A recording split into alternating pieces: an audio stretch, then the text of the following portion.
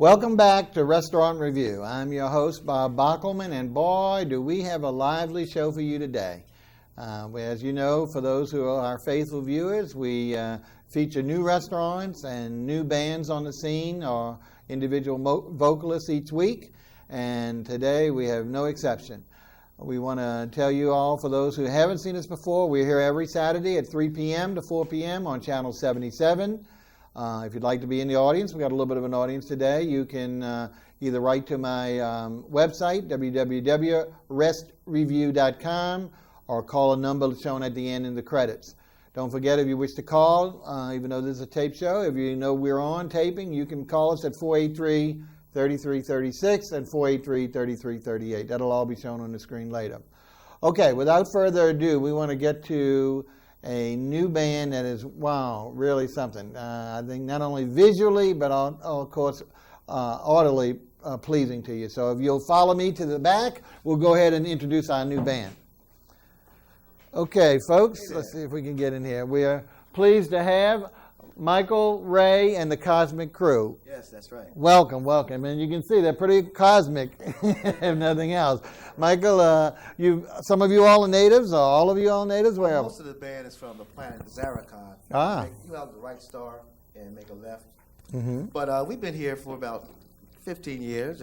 Well, it's close. Another 115, you'll be considered a native. Yeah, oh yeah. That's New Orleans legend. Okay, great. Now, I know they're working on, as soon as they get all their costumes made, they've been working hard on a new CD, and hopefully when that comes out, when they release it, they'll give us that information and we'll show it to you all. Yeah, we'll give you a little preview of the new CD. Right.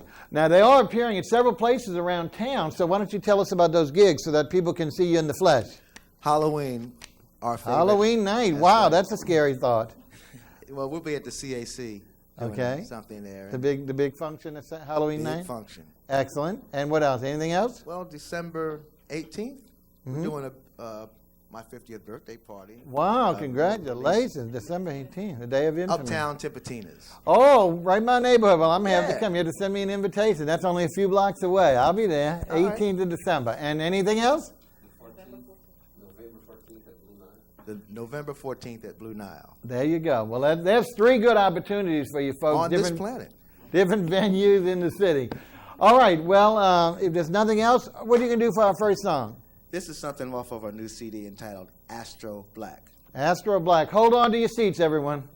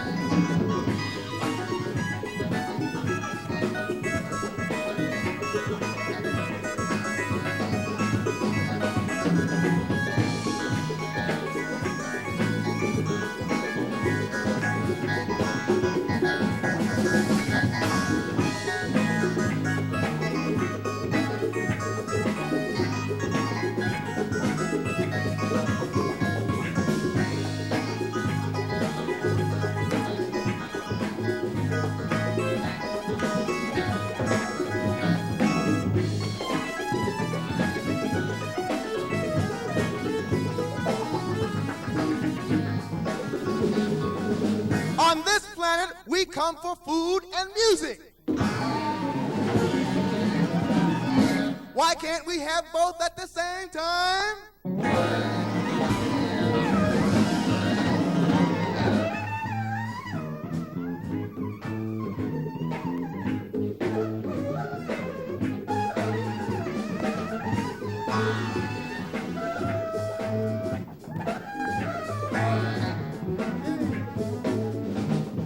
Find your place among the stars. Find your place among the stars. Find your place among the stars.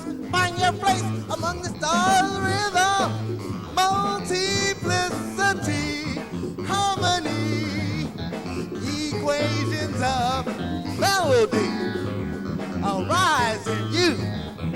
Astro black and cosmo dark. Astro black and cosmo dark. Astro black and cosmo dark. Out to space.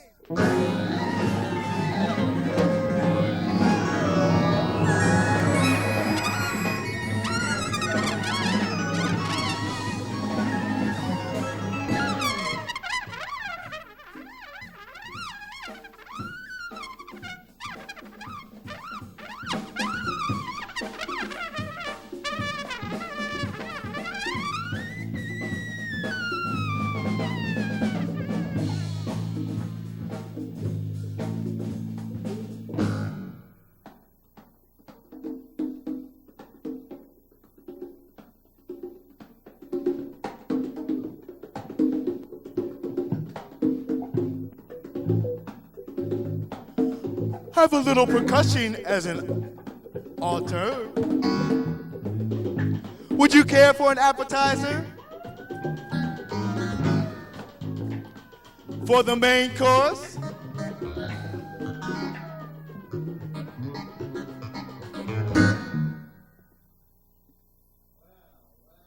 Well, I promise you, wow. Mick Jagger, eat your heart out.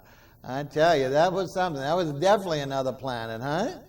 Well, making this old heart shake. Anyway, what we want to do, thank you, Michael Ray and the Cosmic Crew, and they'll be back for a couple of more if we can live through it. We do want to tell you today that even though we're bringing it back down to another planet, and we don't mean literally eating your heart out, if you look at some of our decorations, we've got a very unusual restaurant for you today, folks. First of all, barbecue is not known here in New Orleans. There's very few restaurants and only a couple of mom and pop shops that really do it anywhere near authentically. So we have a group of individuals who said, hey, we're going to introduce the real thing to New Orleans, and we're going to use it as our base to teach the United States about it. So we're happy they're starting here. They're already proliferating, and they're using a lot of our products and our theme of voodoo. And for those who haven't heard already, today's restaurant is entitled Voodoo Barbecue. How aptly, huh? We're coming up on Halloween soon, so this is really a tribute. And today we do have the executive chef of Voodoo Barbecue, Mr. Christopher Brady. And we welcome him to the show. Thanks for coming. Thank you for having me. Great, great. Well, as we mentioned, we normally don't do chains, but this chain is starting here in New Orleans. It's already grown.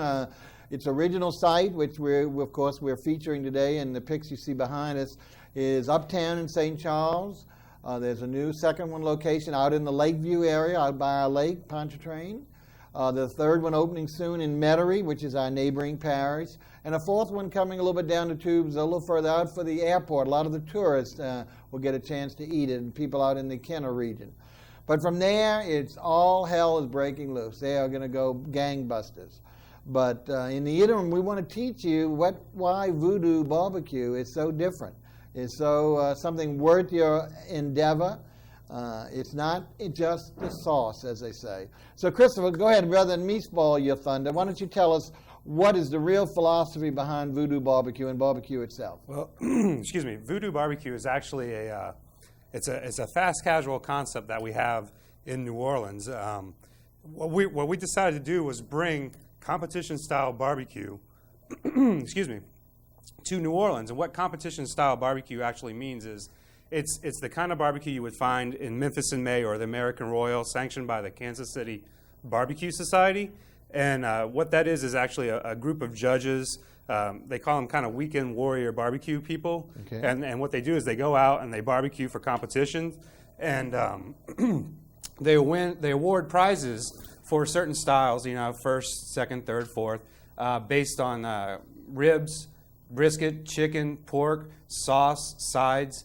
And what we did was we decided to take that style of barbecue, which is kind of a collection of recipes from around the country, let's say Texas, Memphis, northern Alabama, over to the East Coast, north and South Carolina, and apply the techniques of barbecue country, barbecue styles from around the country to New Orleans, and using the Southeast Louisiana ingredients such as cane sugar, cane syrup, cane vinegar, bay leaves, the spices, cayenne pepper, and put it into our recipes, and then create kind of a New Orleans style barbecue using the techniques around the country. Okay, great. So as I was trying to say, even though all the barbecue houses here, for the most part, it's not necessarily just how long you cook the the meat or whatever in the sauce. The sauce, covering the sauce, is not necessarily the true nature of barbecue. No. Barbecue really shouldn't be served with the sauce on the meat. That's not real barbecue, but it's a misconception among so many people that you have to slather the sauce. It's got to be drenched in the sauce, and then you eat it. Actually, traditional barbecues serve dry, and then the sauce is always served on the side. The meat should speak for itself. It shouldn't be masked by a sauce, because all of a sudden you lose the quality of what the meat itself is. So let's take our brisket, for instance. Okay. Our brisket is cooked for 18 hours. I tried 12 hours, I tried 14 hours, I tried 16 hours. I did a lot of research reading about briskets. Briskets originated in Austin, Texas. This is kind of the folklore of it, but two brothers had a smoke shop in Austin, and they accidentally left the brisket in the smokehouse overnight, came back the next morning and tried a piece of it, served it to some friends, and all of a sudden they really liked that piece of meat. Before, it was actually considered trash meat, so it was always thrown away. It wasn't used. So that's why in Texas, brisket is so popular. It's a beef style barbecue. Right. And 18 hours is a standard there. And what we do is we smoke it 205, 210, 18 hours. We dry rub it. Okay. When we invest that much time into our meats and cook it that way, it doesn't make any sense to drench the sauce all over it, because you lose the whole effort that we put into it. Right, all the effort that you put into it. Correct. All right, so brisket, which of course is my favorite. I was so glad you started with that one. Let's talk about some of the other meats you have. So some of the ones that are more traditional, like most people want to know about ribs. I'm not a rib fanatic, even though I tried it the other day and it made me a believer. So tell us about your ribs. Okay. The style of ribs that we actually use are a St. Louis cut. All right. The ribs on a hog basically start up top, and there's the baby backs, and then they go down, and the spare ribs, and they go down into the country ribs. What we do is the St. Louis cut. It's a 2.5 and down, which means it's the weight of the rib, and a special cut. It's similar to a baby back. A baby back actually is just the cut above the St. Louis. What you'll find in most competitions is St. Louis style ribs. The point of using the St. Louis style rib is, in my opinion, it's just as good as a baby back. We cook it for 6 hours, okay, at a very low temperature. 6 hours is a long time to also invest in ribs. What happens is fat melts at 180. So when you cook it at a slower temperature, you're rendering the fat slower than if you were cooking at a high temperature. A lot of places around town will cook around 270, 280. We decided to go down a little bit lower and render the fat out slower, so you have a meatier rib when you eat that. I'm sure you tasted that yesterday when you were there and at a restaurant eating that. It's a tremendous rib. It's a great rib. Well, not only that, the main reason probably why I don't eat ribs, just like I eat with a fork. I eat chicken. I just never learned the concept of picking up a bone and putting it in my mouth. But I'm telling you, I took one fork without even pressure, and it fell, almost all of the meat fell immediately off of the bone. So it was a delight. I was able to eat it my way, and the flavor was tremendous. And what we did do, and we're not getting there yet, but we're going to talk about, we don't want to think that this stuff is so dry that we're not saying that sauces aren't to be included, but they certainly will be. But the actual entree is not soaking or floating in sauce. You really get to taste, and you put the sauce as you like it with regard to the varying amount. But let's move on to some of the others. I tell you, my other after the brisket, my all favorite in barbecue is pulled pork. Tell us about that, because it was also delicious. Well, thank you. What we use is a whole pork shoulder. It's not the butt. It's not just the shoulder, but it's the combined back part of the hog. Okay, and they average between 13 and 15 pounds each, and we'll score the pork across so that when we cook it, it also allows the fat to render in the smoke juices deep inside, so you don't actually get just a piece of baked pork, but what you do is you get a piece of smoked barbecued pork over a long period of time. We cook that for 18 hours as well. When you clean a pork shoulder, there's a lot of fat on the top. We always cook with the fat side up. Fat renders through, melts through the meat itself. And then you have to clean. Inside there's membranes and other undesirable parts of the pork. So you have to hand pick through this meat. And then we use a shredder, a dough cutter basically, and we shred the meat up, and then we'll serve it like that. Same principle, dry rub. We use oak and pecan to smoke our meats. Why pecan and oak? I wanted to emphasize that. I was hoping you were going to bring it out instead of me bringing it out, because that is one of the key, folks. Everyone always talks about hickory. Well, all we know is hickory here. Whether it's the briquettes or whatever.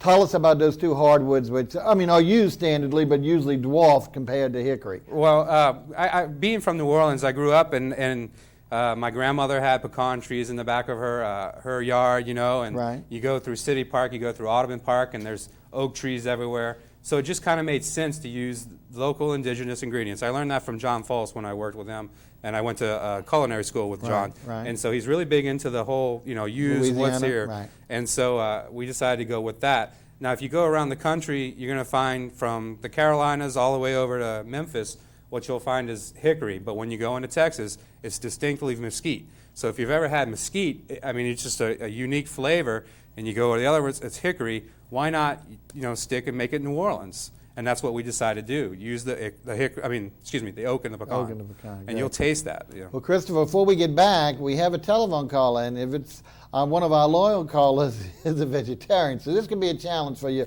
even though I'm prepared for it.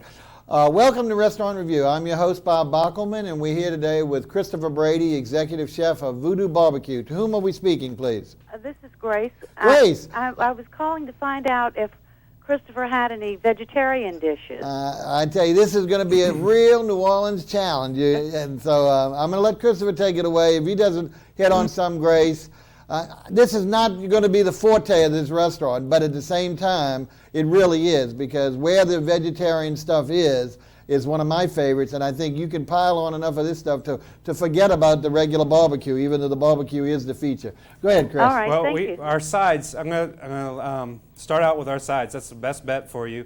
And we have 3 sides that you can do that are strictly vegetarian. We have what's called a corn pudding, and basically that's a cross between a souffle and a cornbread.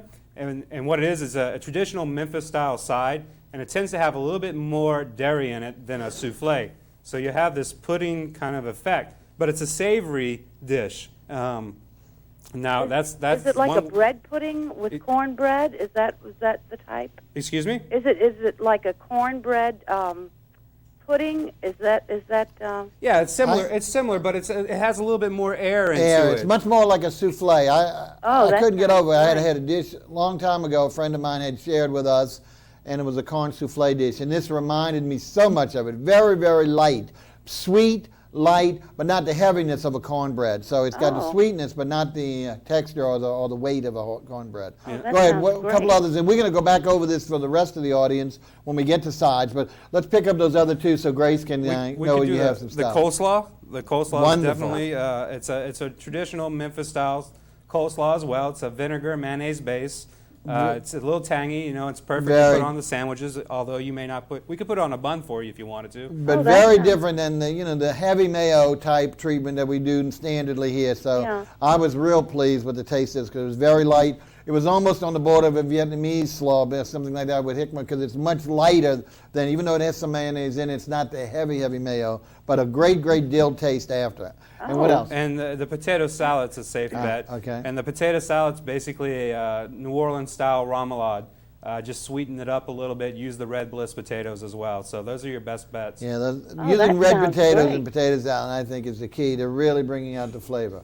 Well, Grace, It stick sounds- around. There'll be a few more that we didn't talk about macaroni and cheese and stuff like that. But again, I don't think you'll be disappointed, even though I know you're not going for the mainstay of this program. But I think when you order some of these things that we've talked about, you're really going to find enough filling and also delightful taste, especially when you get to the greens, even though the greens have probably got some meat seasoning. So Well, I'll definitely give it a try. That's Right. You heard where they're located. Is that correct? yeah. Okay.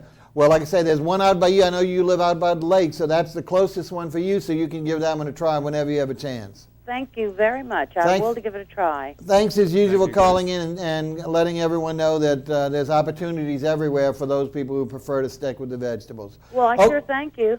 Thank you again. Okay, bye-bye. Okay, again, folks, we're here today with the executive chef of a brand new chain that's debuting in New Orleans and hitting the roads like hot fire. And the name is Christopher Brady, and the name of the restaurant is Voodoo Barbecue. We were going through some of the entree features. We had hit on, of course, the traditional pork and barbecue ribs. The one other thing we haven't done is the mainstay here in New Orleans, and that's chicken. That's right. We call it yardbird at the Voodoo Barbecue. You know, my sister always said, "We're gonna have some yardbird for dinner," so it just kind of felt natural to keep with that name. What we're doing with the yardbird is it's a 3.75 wog, which means it's chicken without the innards. We split that in half, and then we smoke that as well for about 3 hours. Dry rub it, and then and the pecan and oak as well. Once again, it's a dry chicken. You know, a lot of people misconceive barbecue with grilling. Grilling is when you're over an open pit fire, and your temperature can range about 700 to 800 degrees over the pit. Where we're grilling at about 200 degrees. Kind of low temp. Barbecue. Right. I shouldn't say grilling. Yeah. Some people consider it barbecue only if it's charred. Charbroil. Yeah, and you know, crispy and burnt, and that's what they consider barbecue. Right. You know, this, when you look at it, it's golden and it's brown. It has a good Beautiful color. caramelization on top of it. Beautiful coloring. Not something. Yeah, the black stuff. It's just, I don't know. It's flavor, but I think it's just loses its flavor. Are there any other meats or fowl that we missed that you do? I know those are certainly the main ingredients. Yeah, those are the main proteins Okay. that we have right now. We're playing around with some other new menu items. We're doing a smoked turkey. In fact, I'm getting ready to cook two toms just to kind of experiment a little bit with for Thanksgiving. So Right. when Thanksgiving comes around, you can order your smoked turkeys. Great, the day turkey is my before. favorite. Ain't much more of a chicken, so that ought to be excellent. We feed the Saints. They love turkey. We feed the Saints every other Friday at the training camp. We'll talk about that at the end and share some of those special highlights and events you do. Any other ones you're experimenting with, or just the turkey? Just the turkey, and then we are getting into the couchon de lait as well, where we can do a whole there you hog. Go. There you go, folks. There you go. Now you're really talking about native Louisiana. So, all right. So we've gotten his main ingredient. We've got the meat and the fowl for you. Now we've got to talk about that thing that we're kind of saying is taboo, meaning taboo that we don't want you to just soak and cook it in. And those are the sauces. And I tell you, I tasted 3. I think there's some more in the works, but I know there's 3 right now on the menu. And one of them, again, just as he promises, phenomenal. And I mean, it's got the New Orleans spice, the heat left flavor that you really need with a little bit of sweetness, using one of our favorite Crystal brand hot sauces. And I think it was called the Crystal Mango. Well, tell us the name of that sauce. The Crystal Mango sauce is it's a derivative of 3 different areas. What we're using is the mango, which comes from the Caribbean influence of the cuisine here in New Orleans. Also the Crystal hot sauce, which is right here off of Airline Highway, I believe, in Tulane Avenue. Yeah. You know, growing up, driving by that. Always get the flavor and the smell, you can depending just on what smell they're it. making that day. Yeah. Right, and then we use cane sugar as well. So what we did was we combined the 3 ingredients and it's a very simple recipe, but what you do is you get a little bit of the sweetness from the mango, you get the heat from the crystal hot sauce, but it's not an overpowering heat as well. Yeah. And you know, if you know a little bit about barbecue sauces, if you go east, it's very vinegar based. Exactly. If you go west, it becomes more and more tomato. Tomato. And when you get to Kansas City and Texas, then you're really into the hardcore tomato. Okay, so we've got the hot, which certainly I recommend, but there's also more like a Texas style, isn't it? Yeah, there's the what we call the Mojo. Mojo. The Mojo sauce, and that's really Great name. a unique sauce. You probably haven't tasted a barbecue sauce quite like this. And one of the key ingredients, and I'll share my recipes. You know, a lot of people will say that's a secret, but you know, I love cane syrup. So I infuse a lot of cane syrup into that, and that brings it all together. So it's a little loose, it's a little runny, but it's thick enough to just, if you pour it on a plate, it'll stay unless you tilt the plate one way or another. You know, it's not thick. It's deceptive because it does look like it would be thin and run off the entree, but it does not. It, as you said, once it gets on, it adheres. And what about that third sauce, so we can give a lot of variety? Okay, our third sauce is a cane vinegar, and that's a traditional Carolina-style barbecue sauce where you're using a vinegar, sugar, red chili flakes, Worcestershire, dry mustard, and what it is, it's a very, very pungent sauce. And kind of the history behind that sauce is actually when the settlers came over, they did pig roast, and they would do a pig pulling, what they call a pig pulling, and they would stand around just like we do crawfish boils and have a whole hog and pull from the pig. Now, they didn't eat tomatoes. They didn't make sauces with tomatoes because the Indians ate the tomatoes, and they thought they made the Indians crazy. Right. So they brought the vinegar over, and they dipped the pork in the vinegar, and so what we did was we just kind of translated and updated the recipe from such a, you know, old time to modern, and using cane sugar, cane vinegar, and then once again the local indigenous ingredients in that recipe. Yeah.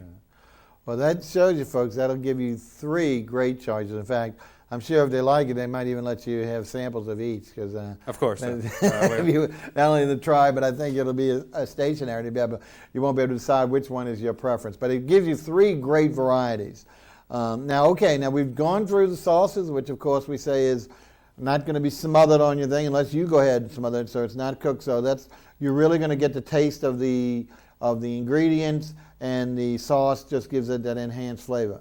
Now let's get to some of the sides. The sides are phenomenal, folks. As we were telling Grace, we have some wonderful vegetarian sides, but you know, you just can't live by that barbecue alone. You've got to have something accompanying it, and he has a tremendous selection, plus some unusual ones that really bring a great, great flavor. Let's start one by one. You pick whichever one you want. All right, we'll start with beans. Okay. And what we have is called the rattlesnake bean. And rattlesnake bean is actually a pinto bean. In New Mexico, they call it rattlesnake beans because the Indians would ward off their enemies by shaking the pinto beans and make it sound like a rattlesnake.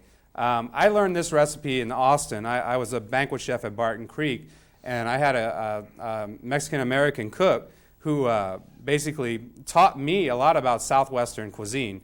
And what a rattlesnake bean is really a borracho bean, which means a drunken bean. Okay, and the recipe is quite simply cumin, chili powder, the basic mirepoix of onions and bell pepper and celery, tomatoes, and then the pinto beans. And then the very last step is where you really infuse the flavor of the beer and the cilantro. There it is. You want to turn off your heat. You don't want to cook it off. Right, you know what I mean? You really want to taste the beer and the cilantro in it. It's a great combination, folks. I mean, I love cumin, and so you can taste that flavor in, but then I also love that Caribbean style. So having that cilantro in it and then the beer flavor really brings it all together. So it was really a real surprise. I mean, it's not just your ordinary beans accompaniment. Right. And don't you have another bean as well? We have a black-eyed pea. Black-eyed pea. And we just kept it southern. You know, it's just a very simple recipe. I like to use a lot of seasoning techniques as bases in my recipes. That's just it's a creamed black-eyed pea. It's very simple. It's just done with Worcestershire, crystal hot sauce, the mirepoix, salt and pepper, and stock, and that's how we make that. It's we cook everything in 60-gallon batches, so it's a lot of food at one time to cook. Right. Now we went over with Grace the potato salad, really neat because using those red potatoes really bring out the flavor. Right. We didn't touch on just, one of the ones that stick to your ribs, the old-time baked macaroni. The baked macaroni is just a very simple recipe. It's just like, I don't want to say it's like your grandmother's or similar to it, but it is. And it's just a very simple recipe to do. I want to talk about the potato salad actually for a minute. Okay, please. And what we did was we took Red Bliss potatoes. I went around town actually and tasted potato salad from everywhere, and I couldn't find one that I liked.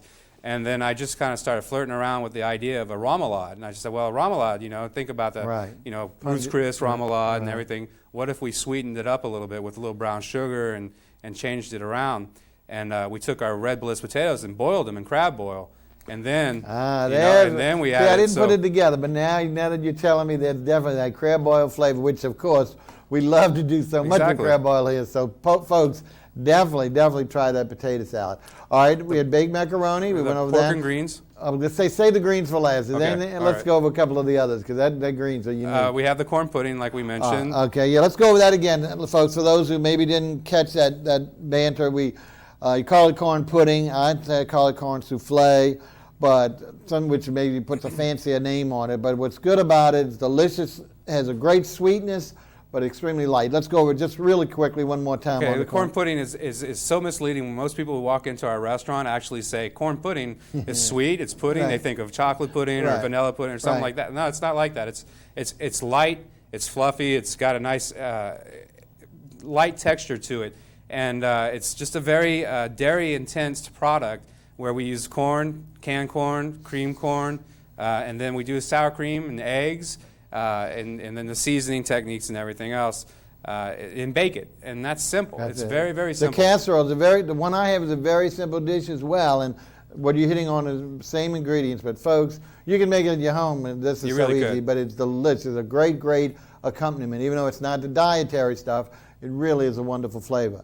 Anything else before we hit those ones I want to touch on? I know you got a slew. I went through a sample of a whole bunch of stuff. We do our cornbread, and it's kind of I try to stay away from what everybody else is doing, and our cornbread tends to be a little bit more of a muffin with a cornbread than just that traditional Southern cornbread. I didn't have the cornbread, so I don't know. In fact, that's what I said, well, maybe since they have the corn pudding, they didn't want to do the cornbread as well. But I knew we needed something along those lines. That's great. Anything else? We do a baked potato as well. Okay. And we do a stuffed baked potato, and we can stuff it with a choice of your meat. It can be jerk chicken. It can be, we didn't talk about the jerk chicken. Yeah, we need to go back over that in a second. Jerk chicken, the pork or the brisket, we top it with cheese, sour cream, butter, and green onions. Or you can just get a baked potato plain with your platter. Okay, and let's talk about which I think is a natural ingredient. It's a southern dish, and I think it just goes hand in hand, and that's greens. Here, of course, most of the restaurants use your collards or your spinach green, turnip greens, and smother it down in a lot of fat and grease and oil and onions, and it's delicious in its own right. But it is totally different here, folks, and I think it's well worth it. A little more contemporary version, a little lighter. Tell us about it, please. What I use is mustard greens, and a lot of people approached me at first and said, mustard greens, why are you using mustard greens? Well, I worked for a chef, and he was really big into the mustard greens, so that's where I picked up that flavor profile. What we do is we do a pork and green, and it's we cook our greens very slow, very low temperature for a long period of time, and we add our smoked pork shoulders to the greens, and then we season it as well with the traditional Worcestershire, crystal hot sauce, stock, salt, pepper, garlic, green onions, bell pepper. I learned the greens also from John Foss at White Oak Plantation. We actually took a trip up there, and he's really big into the cast iron, the big kettles, and and he just kind of went over the history of the greens and talked about the plantations and how they were left over, and they would cook the greens very slow. And they would dip the cornbread in the pot liqueur, and that's a very important part of the greens. We just took a very simple recipe and just made it ours and made it unique, and that's what the greens are. Excellent. I think they're excellent. So you've seen we had a lot of, and we're going to go over how you can get these combinations in a moment, but Chef Christopher did hit on something we missed, and this is really kind of, again, part of the voodoo mystique, even though voodoo really came to us from Haiti and some of the other islands. this Jamaican influence of jerk is so popular nowadays in many of the so he's also included. Let's talk about the different jerk dishes that you do have. Well, we do primarily just one jerk dish, and that's the jerk chicken. And you know, in Jamaica, jerk is the primary style of barbecue. Along the roadsides, you'll see jerk pork, jerk chicken, jerk fish. Right. And what we did was, I actually have a chef, Chef Angel. He's from Haiti, and I let him kind of just develop this recipe, and we played around with it. Now, traditionally, you would have the chicken on the bone. We don't have the chicken on the bone. We pull it all off of the bone, and then we season it up with our jerk flavored sauce.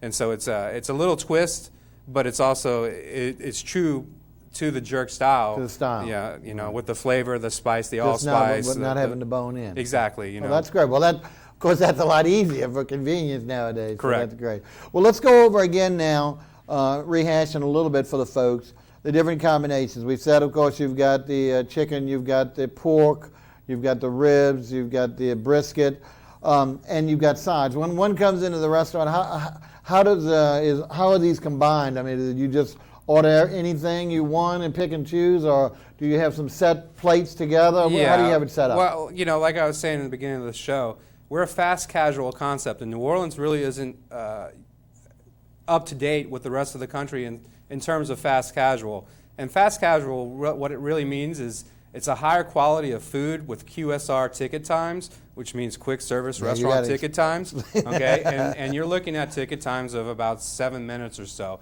But you come in and you're going to pay a little bit more. Our price point is around $5 to $8, but you get a nice healthy portion of food, and it's flavored, you know, by chefs. It's not mass produced, and we take our time and we research the recipes. What you can do is you can come in, you can order a protein by itself, by the pound, and I'm saying protein just because of ACF and being in the background.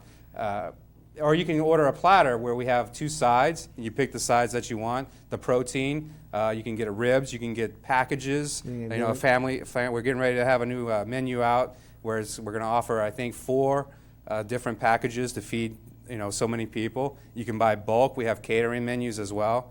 So there's a lot of different ways you can mix and match what you want off of our menu. It's like a menu board, but there's not entrees like you were saying when you go into a restaurant and you sit down and say, oh, I want the brisket, and it's going to come with a starch and everything. You can do whatever you want, kind of create your own dishes. Well, that's customized. That's everyone likes to feel it's special in that regard. Right. But in this restaurant, there are basically maybe 2.5, 3 dining rooms. You have your initial entree to the restaurant right off St. Charles, and it's set up real casual, kind of boarding house style. And then set way at the back, of course, they have a fabulous bar. We'll go talk about that later in the afternoon. But then off of the bar, there's a little patio. So little patio has a couple of dining chairs inside and also outside, which is really kind of romantic, a little upscale compared to the rest of the barbecue. And then we got the whole wing, which is really traditional Western style. So it's got the old paneling, and you've seen, in fact, right now behind you, see a beautiful old, I don't know whether it's oak, I don't think it's cypress, but magnificent old tongue and groove paneling. So just really making you feel at home. So again, we're talking about Voodoo Barbecue. It's here in New Orleans, and it's here to stay, and it's soon to be all over the place. Tell us a little bit about, before we go into, once again, not only uptown in New Orleans, we have one in the lakefront, we have one in Metairie, which is, of course, the suburban community, and also out of the airport. But tell us I know Al Dodd is your marketing salesperson, but he did have us a real good vision as to where do you see yourselves growing in the next 5 to 10 years, into what other areas. Obviously, I don't think you're going into barbecue country per se, even though I think that would be a great challenge one-on-one. Yep. But certainly there's a lot of areas that don't have barbecue, just like we have been neglected. Correct. You can look at secondary markets basically and judge whether or not they're traditional barbecue. The problem with barbecue is when you go to Memphis, our barbecue is the best. When you go to Kansas City, our barbecue is the best. When you go to each city that it's really known for barbecue is going to say, hey, there's no other way to have barbecue except our way. So what we're going to look for is places like maybe Denver, Seattle, or other areas, and establish this fast casual concept. It's very quick, simple. You can get a good meal, and it's in a short period of time. You don't have to deal with waiting for an hour and a half or 2 hours to get your meal completed. You come in, eat, and go. And yet, the preparation time is where all the effort has been put in. Correct. And all those hours that you sacrifice, that you're eliminating at the purchase part, has been put into the cooking, which is au contraire to the typical fast food concept. Right. It's fast produced and fast served and fast eaten. Right. The kitchen's developed to serve very quickly, but we bake fresh every day. Everything's fresh and delivered fresh daily. So even though it's a very simple concept, it's great food. Okay. Well, folks, time has really flown by. We've been talking to Executive Chef Christopher Brady of the new Voodoo Barbecue. We're coming back to him in a little bit, but we got to go to that wild band in here. It's really rocking the whole studio. And we're talking about Michael Ray and his KOSMIC crew. Michael, what are you going to do for your second number here?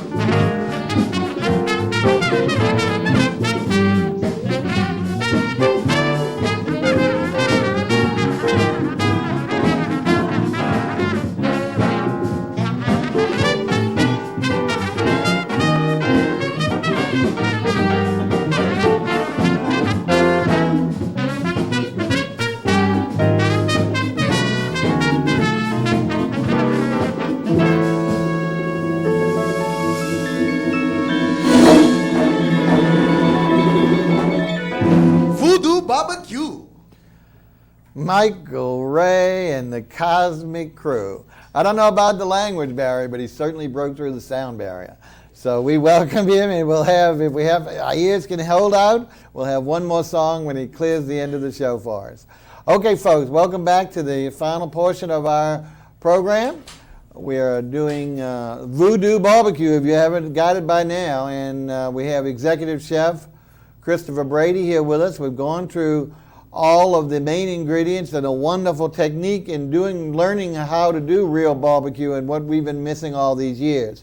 Christopher's done a great job explaining all that and sharing with us his recipes to show how he's using so much of our Louisiana ingredients to really bring it down home. So once he takes it from here, they'll know what New Orleans is all about. And we also will be known as another one of the capitals of barbecue, not just some of those Midwestern places and other southern cities.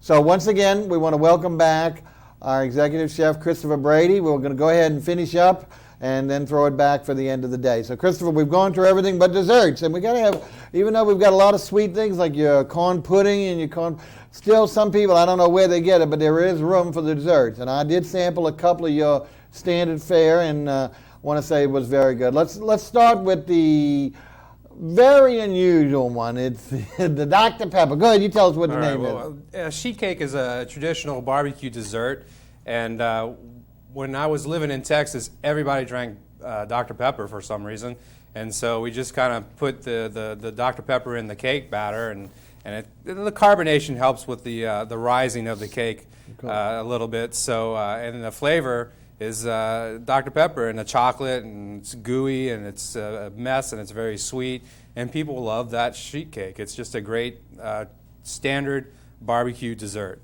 Yeah, it is excellent. I'm a Dr. Pepper fan, so and hitting it with chocolate, I think, was a great combination. But you also don't leave the standard portofairs alone. We have the traditional bread pudding. Tell us about yours. The bread pudding is also another one that I learned from John False. He's a master at the local flair with food. So the bread pudding is just a very custard style bread pudding. We soak it overnight before we bake it. We don't put white chocolate in it. We don't put it's just a very standard bread pudding, and we serve it with a bourbon sauce, and it's very close to what my grandmother made at one time. So it's very good. Well, that's good to bring that to the nation. Now, I know you have a couple of others. Go ahead and tell us about those. We also have an apple cobbler, which is just a very standard apple cobbler with cinnamon apples and a puff pastry crust. And then we do what we call a bourbon. Before you go, I got to interrupt you. The only thing missing with that, I'm not a big apple fan, but you got to get some ice cream. The vanilla ice cream. Got it a la mode. I mean, there's nothing better than putting that cold ice cream on that hot cobbler. So, if you can put it in your budget, check it out. I will okay, try to go mix ahead. that Didn't in. mean to start changing. Let's talk about that last one. We do a Bourbon Street brownie, and and this is it's close to a fudge, but it's still a brownie. And in the middle of it, we do a caramel. And that's where we put the bourbon inside of the caramel itself. So you get this really dense chocolate brownie with a caramel filling inside, with the accent of a bourbon inside of it. And being Bourbon Street in New Orleans. Are you using real bourbon or bourbon? We're using real bourbon. I don't know. It's very it's not gonna knock you off your socks or anything, but it's just a little tease. It's a little tease for some people, Well, that's good. Well, those are full grade. I mean, like I say, if you like the chocolate, you can stick with the first one with the Dr. Pepper thing, because I think it's really a fun. It's not just a gadget; it really adds to the taste. So, okay, we've covered our desserts for the present. We always got to talk about beverages. Now, as I mentioned, the headquarters, the first store, is really got a magnificent old bar, like 40 feet long, beautiful, brought in and restored, so it's a great drinking place. So that one and the second one, which is really a full-scale restaurant, has a full-scale bar. I think it's a great drinking place, so you're going to be looking for people who are not just coming for the meal, but also to drink and share some drinks after work with their friends. So you have a magnificent bar. But I think your real evolution is coming in, you're saying, with the third and the substance. Let's talk about where your direction is going in beverages. Well, our concept is evolving, and beer and barbecue really go hand in hand.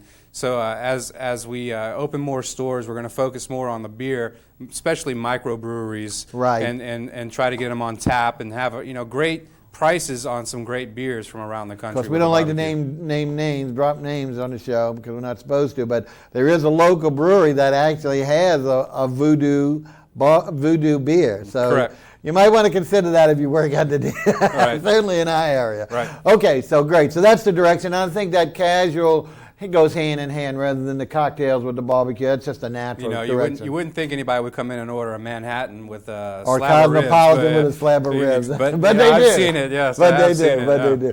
Okay, before we close, quickly, because we are running out of time, I know you're proud of several affiliations and events you've got done. So tell the folks about that, and then we'll throw it back to our musical guest. Real quickly, we are official sponsors of the Saints Coaches Table. All right, go Saints. They're doing great. We like to think we have a little influence with our that's Voodoo, been the change. Maybe that's been the change. Winning, yeah. And we feed them every Thursday night, and we also do the Saints. We do the Saints every other Friday right now. We feed the whole team. They come out, and we fed them yesterday. They love the barbecue. I mean, they really come out and support our. Because I don't know if that deal will keep you open though, with those appetites. Huh? I tell you, Norman Hand did not go home empty-handed last night. Let me tell you, he had a pile of ribs. And we're also now the official barbecue of the New Orleans Hornets. Hornets, new kids on the block. Correct, yeah. and we'll have a concession stands in the arena as well. So excellent. So folks, you see that? Not only can you go to the establishment, you're going to be able to get them when you go to the sporting events. Now that's going to be a real treat because we're talking about good cooking instead of some of the other stuff that they have. So this would be a great new version in the dome or in the arena for the things. Okay, anything else you want to tell us, Christopher? I just want to thank you for this opportunity. We love it. We love to introduce. Please tell Al Dodd thank you as well. We enjoyed being with him. For those out there, again, try it. You got 4 locations already in the Newton and growing like mad. It's Voodoo Barbecue. They're all around town. We thank once again Executive Chef Christopher Brady, who's really been a delight to talk to and given us a real look inside the Voodoo. Now, for those who haven't heard it already, if you missed the beginning of the program, stay awake, because if not, this will pop your eyes out. Okay, we're going to go ahead and finish. We're going to invite you to come back next Saturday, 3 o'clock. Don't forget, every Saturday, Channel 77, Restaurant Review. And, all right, Michael Ray and the Cosmic Crew, do you have one more for us? We got one more for you. And, Chris, you always are invited to our planet to cook. Thank you very much. There you go. He'll be on the spaceship on the way back home. All right. Go ahead. This is something off of our new CD entitled Funk Has a Darker Side.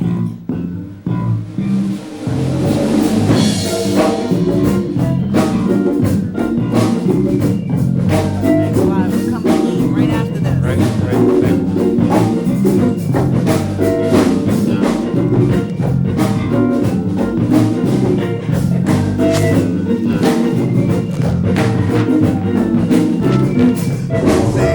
Funk has a darker side. Come on and take this ride. Nice and dark with candlelight. Let's set the mood, baby.